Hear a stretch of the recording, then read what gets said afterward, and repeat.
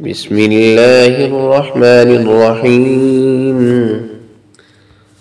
نحمده ونصلی علی رسولہ الکریم۔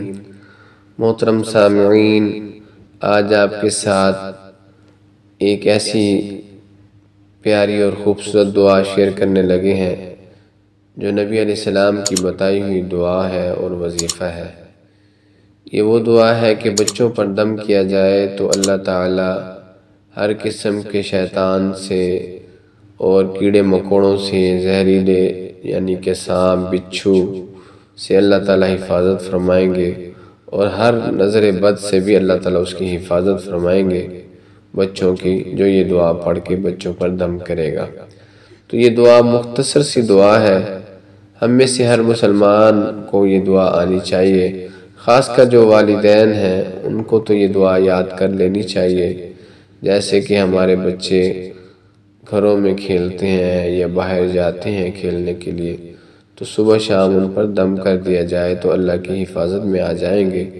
فرمایا کہ یہ وہ دعا ہے جس کو پیارے نبی صلی اللہ علیہ وسلم حضرت حسن اور حسین رضی اللہ تعالیٰ عنہ پر دم کیا کرتے تھے، اور اسی طرح حضرت ابراہیم علیہ السلام بھی اس دعا کو اپنے بیٹے یعنی کہ حضرت اسماعیل علیہ السلام اور حضرت اسحاق علیہ السلام پر بھی دم فرمایا کرتے تھے۔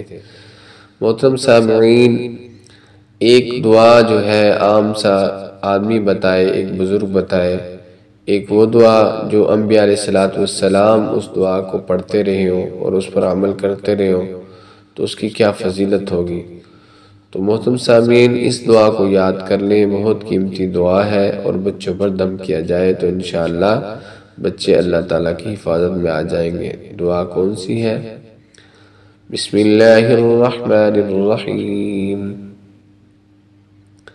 اعوذ بکلمات اللہ التامات من کل شیطان وہامہ من کل عین لامہ۔